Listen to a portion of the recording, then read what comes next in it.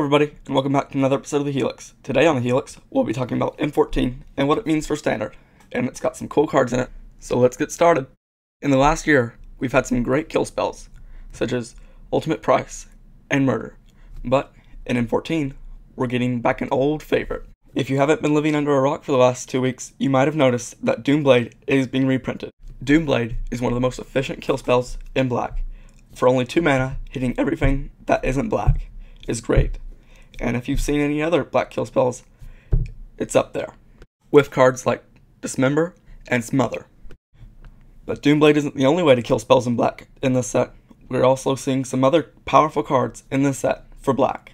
Shadowborn Demon is literally making a huge impact as soon as he hits the field, destroying one of his non-kinsmen as soon as he enters the battlefield, with such a little drawback as sacrificing a creature if you don't have any creatures in your graveyard, and being a flying 5/6 for 5 mana. This will be a huge impact in Standard, and it'll be interesting to see how other decks use this. To go along with our demon, we also have a powerful angel in the form of Archangel of Thune. A 5 mana 3/4 with flying and lifelink doesn't sound too menacing, but whenever you gain life, all your creatures get +1/+1.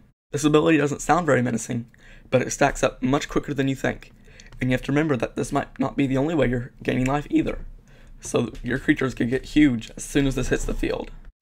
Primeval Bounty is certainly a bounty, as everything gets you something, whether it be a creature getting you a 3/3 beast, or your sorcery getting you a +1/+1 counter, or 3, and whenever your land comes into play, you're gaining 3 life as well.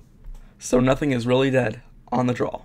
Speaking of being not dead, Chandra's Phoenix is back with a Fury, being the efficient flying 2/2 haste that it was back in the day, will give you ample value with every draw.